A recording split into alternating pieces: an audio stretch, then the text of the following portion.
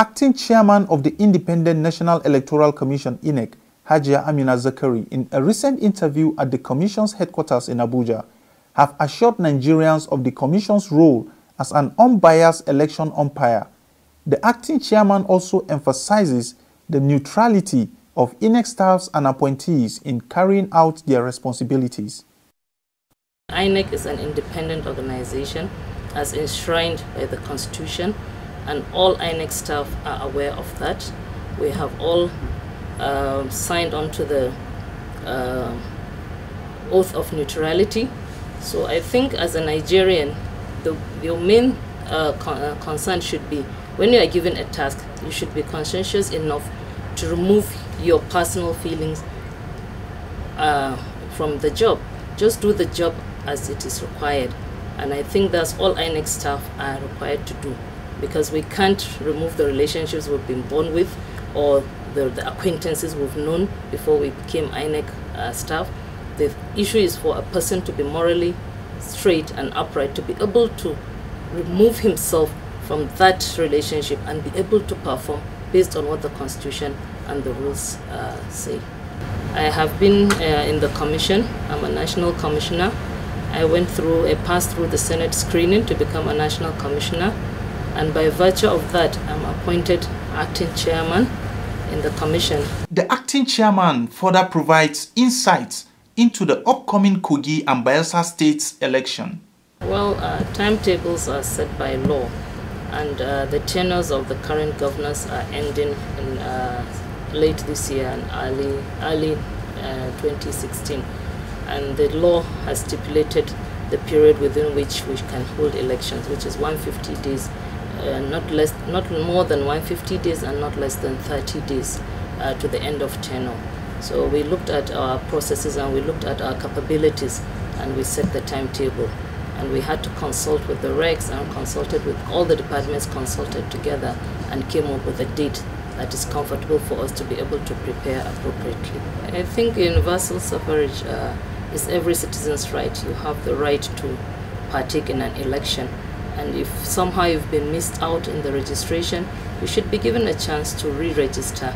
And in the area of the PVC distribution, we've distributed over 81%, but there may be some people that still have not collected their PVC, so they should be given a chance to collect their PVC, because what we need to do is to increase a voter turnout. We were not very particularly happy with the voter turnout in 2015, with all the cry and hue about PVC. We distributed over 50 million PVCs, yet only about 30 million voters turned out. So we would try to sensitize the Kogi people and the Bayelsa people to come out, and those that need to register, those that just turned 18, I'm sure the numbers will not be high because we would have mopped up a lot throughout 2014. We'll still do our best to make sure nobody is disenfranchised through PVC or voter registration.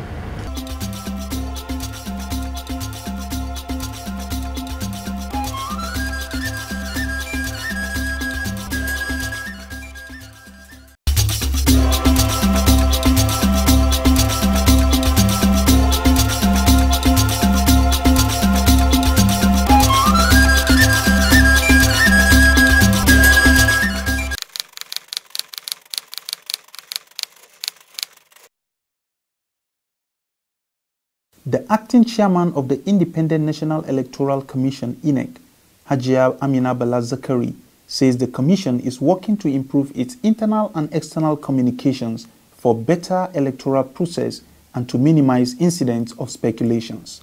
The acting chairman disclosed this when the executive committee members of the INEC press corps paid a courtesy visit to the commission in Abuja. But I assure you, throughout the 5 years we've been in the commission, the complaints have always been that the communication was faulty. We had a faulty communication with the press and other people. Even our internal and external communication, we have admitted it, and for that we came up with a communication policy, which we began to implement in the 2015 election, and we've seen there was a lot of progress compared to what we had in 2011. Amina Zakari emphasized the need for training of journalists and maintaining cordial relationship with the media in order to ensure that the policies and activities of the Commission were not misrepresented. The acting chairman appreciated the contribution of the press in the success achieved in the 2015 general elections and urged members of the Fourth Estate of the realm to uphold the ethics of the profession. So I think we have to work seriously with that communication policy to improve our internal and external communications and to ensure that whatever we do is not left to speculation. We've discovered a lot of things were left to speculation, especially when you listen to TV and other, we have people that speculate a lot. And I always believe that if we give the information ahead of time, if we are the ones that are pushing out the information, we should be able to have reasonable and responsible press information out there. She pledged to continue to carry the INEC press calls along as the Commission moved towards improving the electoral system. So I agree with you that we have to have that open and we have to do the push. We should involve you and include you in all our activities so that you don't miss out what we are doing. Because you are here for us, we have to ensure that you are part of the process. Because if you don't understand the process, you cannot defend us anywhere. You cannot put out the news in the format and manner it should be. So I believe in that having constant interaction with you and informing you about all our policies. We have nothing to hide actually. We never had anything to hide. It's just we could not communicate it. And then sometimes we had to be reactive. I don't believe we should be reactive now, we should be proactive. And that has been the thrust of our communication policy. Earlier in his remarks, the chairman of the INEC press corps, Okechukwu Nabuchi, commended the Commission for the good working relationship existing between the press corps and INEC. The issue really is not about welfare, but to foster a good, cordial working relationship between the Commission and the press corps. Some of us, we that cover this Commission, believe we are part of the Commission. So, like for instance, when there were security issues at the height of it, some of us too were concerned because this is a place you put in and out. So if anything happens here, you never can tell. It might be when you are there. So this is like our second home. So we try to make it better, not just for the Commission, but for the country, because we believe that if INEC gets it right, Nigeria too will get it right, and it will be for the benefit of all of us and even our children yet unborn. Mr. Nabuchi called for improved working relationship and communication with the leadership of the Commission, stressing that it will help reduce speculations.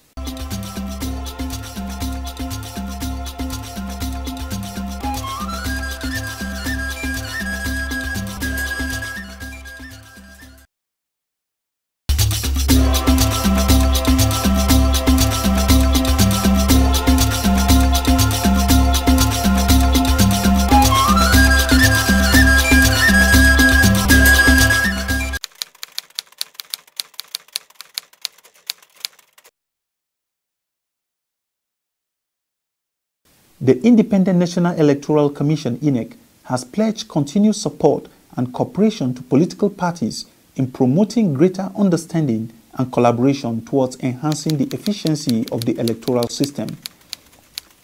Acting Chairman of the Commission, Hajia Amina Bala Zakari, represented by National Commissioner Ambassador Lawrence Unguruku, made the pledge during the presentation of certificates of return to newly elected executive of the Inter-Party Advisory Council, IPAC, at INEC headquarters in Abuja. The acting chairman urged all political parties to promote internal and transparent democracy to minimize indices of factional crises within political parties. I wish to assure you on the Commission's continued cooperation in promoting greater understanding and collaboration with political parties towards enhancing the efficiency of our electoral system. To this end, I urge all registered political parties to promote internal and transparent democracy to minimize incidences of factional clashes within the political parties. I also urge IPAC to ensure greater coordination of political parties for more productive interaction with the Commission. She called on IPAC to ensure greater coordination of political parties for more productive interaction with the Commission. Responding, the newly elected chairman of IPAC, Bashir Yusuf Ibrahim of the PDM, who takes over from Dr. Tanko Yunusa to steer the activities of IPAC for the next 1 year, said, the new IPAC will build on the successes achieved by the previous leadership of IPAC. I'm extremely pleased to be the first recipient of Certificate of Return following an IPAC election since the founding of the organization. This is a novel initiative which is also consistent with best practice of elections all over the world. I received this certificate in humility and pray that other members of the executive committee of IPAC who preceded me will also be issued with their certificates of return in due course. I would like to call on my colleagues, the newly elected executive committee, to seize the opportunity provided by our election last week to serve IPAC and its members as best as they could.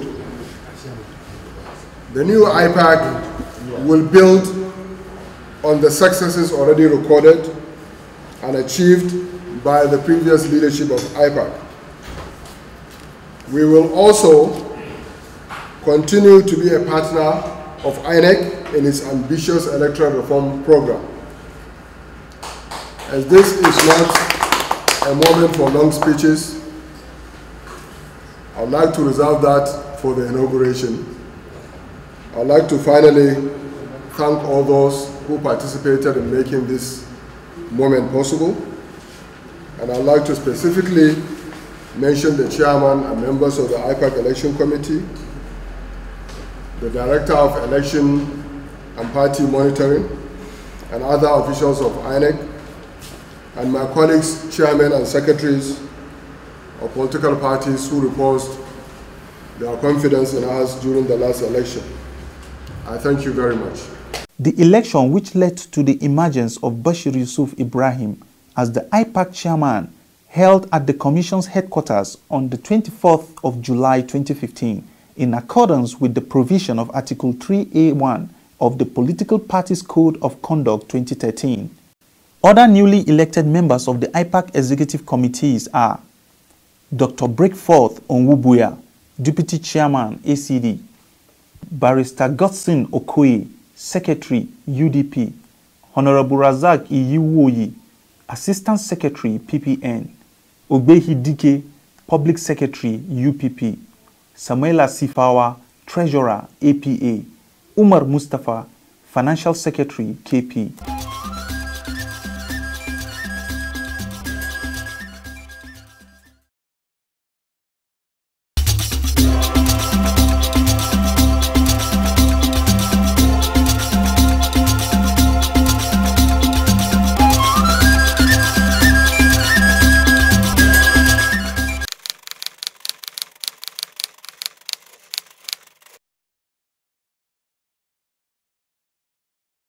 Acting Chairman of the Independent National Electoral Commission, INEC, Amina Bala Zakari, has said that the achievements recorded in the 2015 general elections have not beclouded the Commission's focus, pointing out that INEC was aware that several areas in the electoral process required improvement.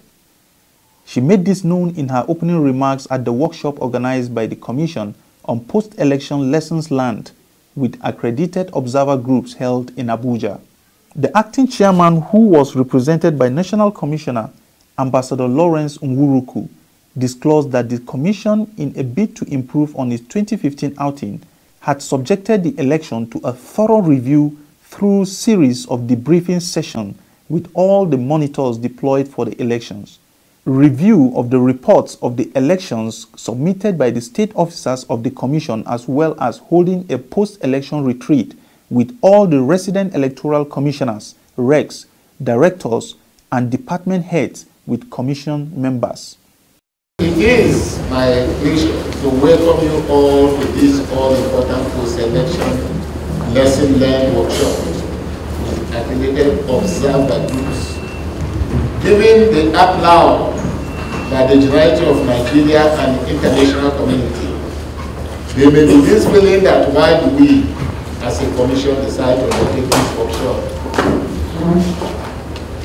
For us in the commission, the achievements recorded in the election has not declared our minds to the several areas in the electoral process that requires improvements.